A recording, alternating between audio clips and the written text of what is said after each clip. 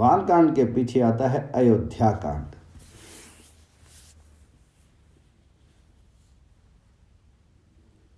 जिसका मन भालक जैसा है उसका शीर अयोध्या बनता है। अयोध्या अर्थात जहां युद्ध नहीं, कलह नहीं, वैर नहीं, वह ही अयोध्या है। वहीं पर श्री राम अवतार धारण करने आते हैं। जब कई के मन में विषमता या स्वार्थ जगता है, तब श्री राम अयोध्या छोड़ जाते। कथा सुनते हो तो आज से ऐसा निश्चय करो कि इस जगत में मेरा कोई शत्रु नहीं है, मेरा किसी से कुछ भी बिगाड़ा नहीं है। मेरा बिगड़ा है मेरे पाप के कारण, किसी ने मुझे दुख दिया नहीं है, मेरे दुख का कारण मेरे पाप है। भूतेषु बद्ध बेरेन न मनुष्या शांति मृच्छति। जगत में एक जीव में भी कुभाव रखोगे तो मन तन दोनों बिगड़ेंगे। कोई किसी का बिगाड़ता नहीं, सबको किए हुए कर्मों का फल भोगना पड़ता है। मन में निश्चय करो कि नया पाप ना हो, ऐसी सावधानी मुझे रखनी है। जो पाप लेकर के आया हूं उसको भोग करके मुझे पूरा करना है। पाप भोगने के लिए ही तो ये जन्म मुझे लेना पड़ा है। जिसने बिल्कुल पाप किया ही नहीं अथवा जिसका पाप शेष रहा ही नहीं, वह तो प्रभु के चरणों में ही रहता है, उसे जन्म लेना पड़ता नहीं है। अयोध्याकांड ज्ञान सिखाता है कि निर्वैर बनो। मन के साथ निश्चय करो कि मेरा कोई शत्रु नहीं है, मैं किसी का शत्रु नहीं हूं। युद्ध ना करो, थोड़ा जीवन है, जीवन बहुत छोटा है, इसलिए इस छोटे से जीवन में वैर भाव किस लिए करते हो। जीव का जगत के साथ संबंध सच्चा नहीं है, कभी ना कभी जगत का संबंध छोड़ना ही पड़ता है। तुम्हारा सच्चा संबंध परमात्मा के साथ है। अयोध्याकांड शिक्षा देता है कि तुम सरयू जी अर्थात भक्ति के किनारे रहना। भक्ति के किनारे रहोगे तो युद्ध होगा नहीं। जो भक्ति के किनारे रहता है वह निर्वैर बनता है। आज तक तो आप सब भक्ति के किनारे ही हो, परंतु आने वाले कल में कहाँ रहोगे ये तो भगवान जाने। कथा की भले ही पूर्ण आहुति हो जाए, परंतु भक्ति की पूर्ण आहुति मत करो। कितने ही लोग ऐसे होते कि जब तक कथा होती है तब तक तो खूब भक्ति करते हैं, एक बार भोजन करते हैं, उपवास करते हैं, मौन रखते हैं, ब्रह्मचर्य का पालन करते हैं, किसी की निंदा नहीं करते हैं। परंतु जहां कथा की समाप्ति हुई कि बीत गई बात। भक्ति की समाप्ति मत करो, सदैव भक्ति के किनारे रहो। भक्ति को व्यसन बनाओ। संतों की आंख को, इंद्रियों को और इनके चित्त को भक्ति का भारी व्यसन होता है। ये एक क्षण भी प्रभु के नाम स्मरण बिना रह सकते नहीं है। साधारण मनुष्य को भक्ति का व्यसन होता नहीं है, अन्य व्यसन होते हैं। वह घंटे 2 घंटे ठाकुर जी के पास बैठते हैं, पीछे ठाकुर जी को पोड़ा देते हैं। प्रभु कहते हैं कि अरे मैं कुंभकर्ण का बाप नहीं हूं जो 22 घंटे सोऊं। जब भक्ति की समाप्ति करता है वह भक्ति का रहस्य जानता ही नहीं। भक्ति तो जीवन की अंतिम श्वास तक करनी आवश्यक है। मन ईश्वर में हो और ईश्वर स्मरण करते हुए शरीर त्याग करें तब मुक्ति मिलती है। समस्त जीवन जिसके दिए व्यतीत हुआ हो वही अंत समय स्मृति में आएगा। बहुत पुण्यशाली जीव है जिसने जीवन में सतत राम नाम का जप किया हो, उसको ही अंतकाल में राम नाम का स्मरण रहता है। जन्म जन्म मुनि जतन कराही, अंत राम कहीं आवत न। संपूर्ण जीवन श्री राम स्मरण में गया हो तो ही अंतकाल में श्री राम याद आएंगे। मन को ईश्वर का सतत स्मरण कराने के लिए जप को छोड़ करके अन्य कोई साधन नहीं। जीभ से प्रभु के नाम का जप करो और मन से प्रभु का स्मरण करो। अंतकाल तक जप चालू ही रखो। जब की पूर्ण होती ना हो, भजन की भक्ति की समाप्ति ना हो, शीर की समाप्ति के साथ ही भजन की समाप्ति। भक्ति जीवन के अंत तक करो।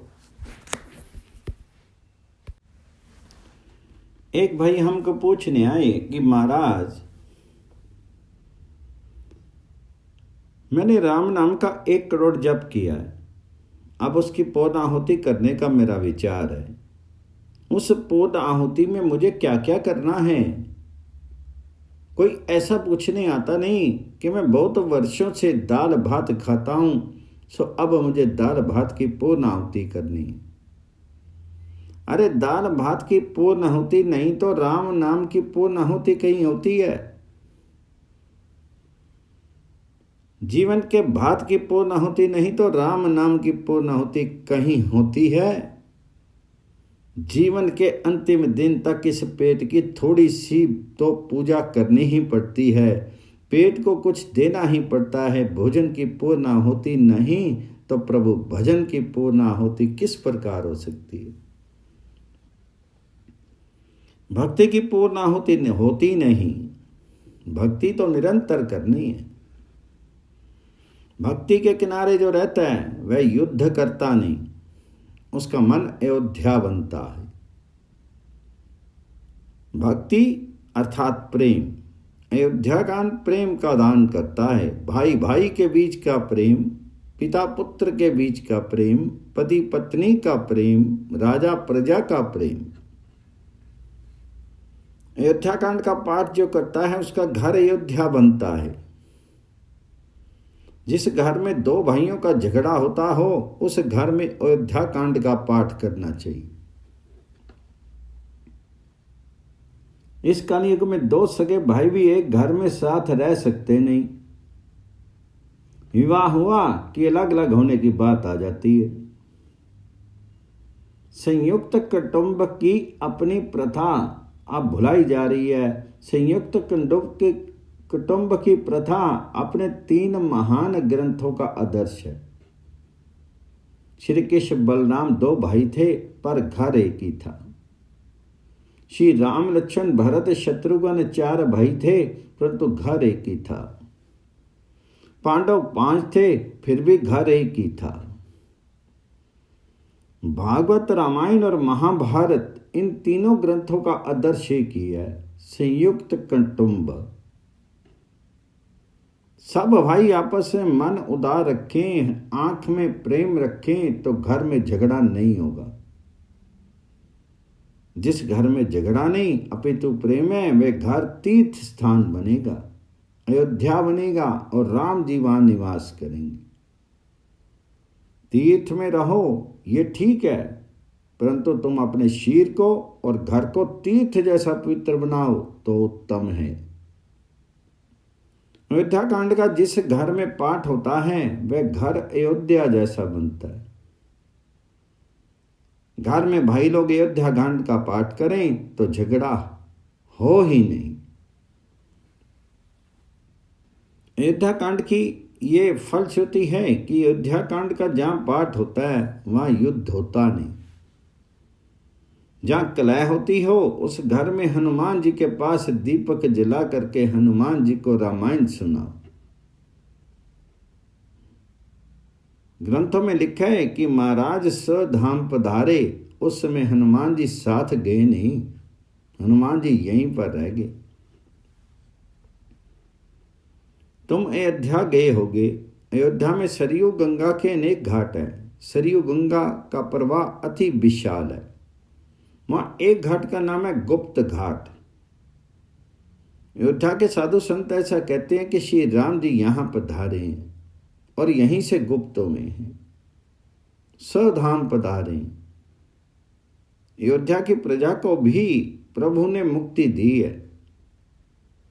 राम जी ने हनुमान जी से कहा तुम चलो, परंतु हनुमान जी ने मनाही की कि मुझे नहीं आना। जब तक श्री राम नाम जगत में है, श्री राम कथा जगत में है, तब तक मैं जगत में रहूंगा। मुझे वैकुंठ में भी आना नहीं। श्री राम नाम में और श्री राम कथा में मुझे बहुत आनंद आता है। श्री राम कथा सुनने के लिए हनुमान जी यहीं पर पृथ्वी पर रह रहे हैं, वैकुंठ गए ही नहीं। हनुमान जी महाराज अमर हैं।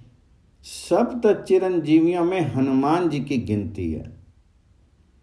अश्वत्थामा बलिर व्यासो हनुमांश्च विभीषण कृप परशुरामश्च सप्तते चिरजीविनी।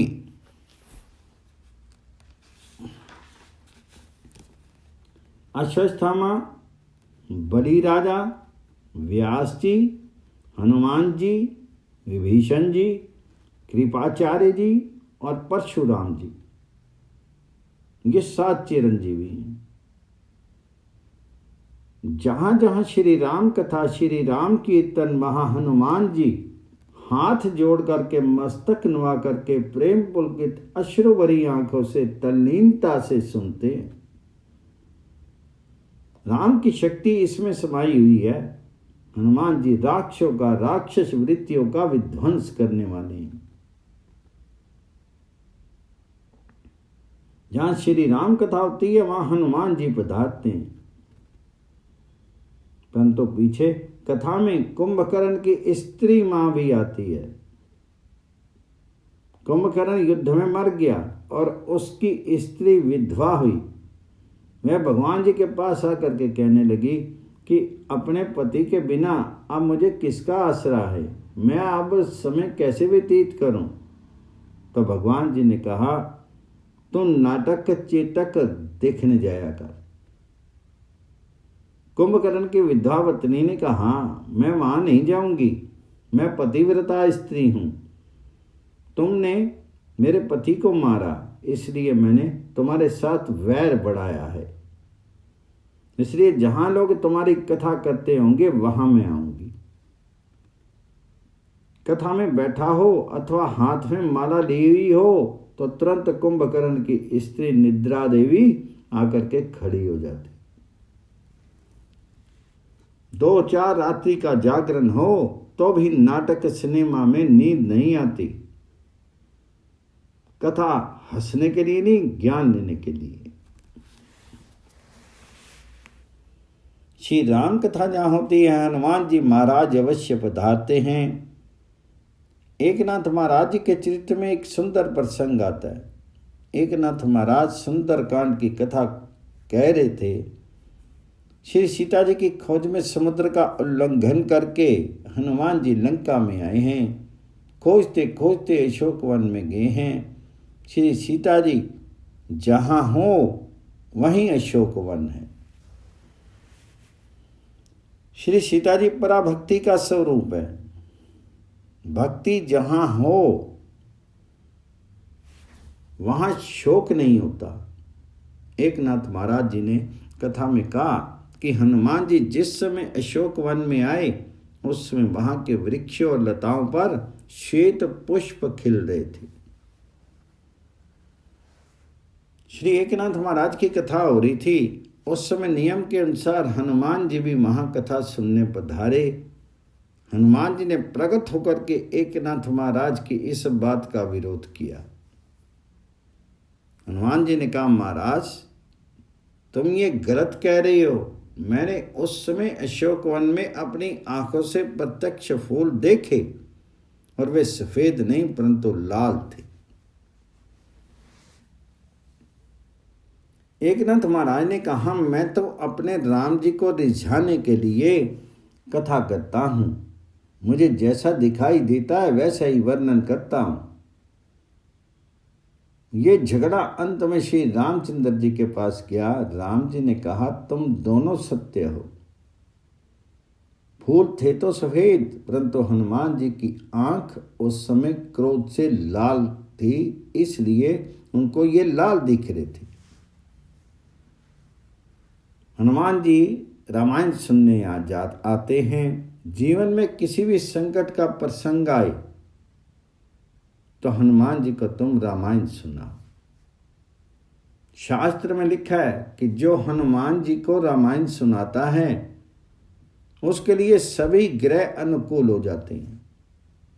छोटी मोटी दशा आए तो शनि महाराज कितनों को ही धक्का मारते हैं।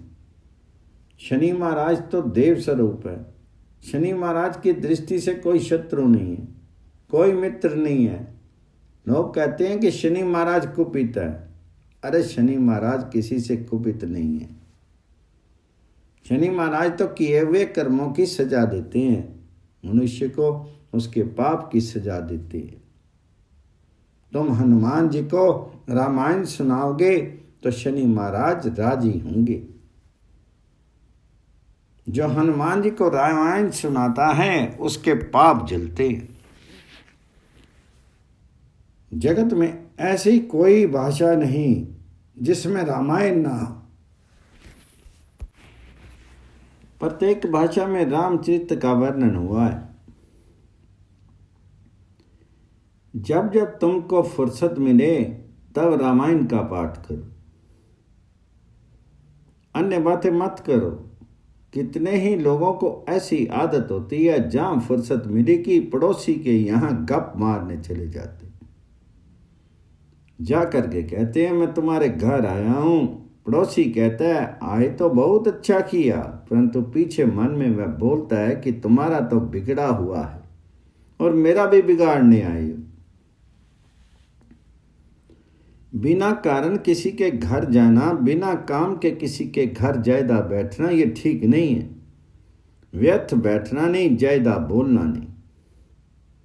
श्रृंगार का चित्र देखना नहीं, श्रृंगार की बात सुननी नहीं, श्रृंगार की पुस्तक पढ़नी नहीं। जब जब फुर्सत मिले तभी हनुमान जी को रामायण सुना। तुम्हारा पाप जलेगा, तुम्हारी बुद्धि शुद्ध होगी, तुम्हारे घर से झगड़ा मिटेगा। श्री राम कथा अति दिव्य कथा है, जिसमें समस्त दिव्य सद्गुण एकत्रित हो जाएं, वही परमात्मा है। श्री राम सर्वगुणों के भंडार हैं। लक्ष्मण जी विवेक के स्वरूप हैं, भरत वैराग्य के और शत्रुघ्न जी सद्विचार के स्वरूप है। भरत और शत्रुघ्न अर्थात वैराग्य और सद्विचार यदि इस अयोध्या रूपी शीर में ना हो तो दशरथ रूपी जीव के कई के काम के दुर्बुद्धि के अधीन हो जाए, परंतु वैराग्य और सद्विचार हों तो जीव काम के दुर्बुद्धि के अधीन नहीं होता। अयोध्या कांड में किसी को लोभ हो ऐसा दिखता नहीं। राम जी को राज्य का लोभ नहीं। भाई के सुख के लिए राम जी हंसते हंसते वन में गए। मिले हुए राज्य को भरत जी ने भी लिया नहीं। भरत जी को भी राज्य का लोभ नहीं। भरत जी कहते हैं कि ये राज्य मेरे बड़े भाई का, मैं तो उसका सेवक हूं। राम जी वन में गए, वहां गोह राजा अपना राज्य राम जी के चरणों में अर्पण करता है, परंतु राम जी उसे लेते नहीं। अयोध्या कांड में लोभ दिखाई देता नहीं, इसलिए उसमें युद्ध नहीं। रामायण में 7 कांडों में से 6 कांडों में युद्ध की कथा आती है। बाल कांड में राम जी और राक्षसों का युद्ध, अरण्य कांड में खरदूषण के साथ युद्ध, किष्किंधा कांड में बलि और सुग्रीव का युद्ध, सुंदर कांड में हनुमान जी और राक्षसों का युद्ध, लंका कांड में राम रावण युद्ध और उत्तर कांड में दिग्विजय के समय का युद्ध। इस प्रकार प्रत्येक कांड में युद्ध की कथा, केवल एक अयोध्या कांड में नहीं। अयोध्या कांड ज्ञान देता है कि प्रभु की पधरामनी करनी हो, तुम्हारे अंदर श्री राम जी निवास करें, ऐसी इच्छा। प्रभु के चरणों में जाना हो तो युद्ध मत करो। मन में से वैर को दूर करो, कुभाव को त्याग दो। कदाचित तुम्हारा कोई नुकसान करे, तुमको कोई बिना कारण सताए, तो भगवान तुम्हारे शत्रु को देखेंगे। भगवान अंधे नहीं है। ईश्वर के राज्य में तनिक भी अन्याय हुआ नहीं है, होता भी नहीं है। प्रभु के राज्य में देर हो सकती है पर अंधेर नहीं। तुम्हारे शत्रु को भगवान सजा देने वाले हैं, परंतु तुम उसके लिए तनिक भी कुभाव मत रखो। यही है अयोध्या कांड। जय श्री राम।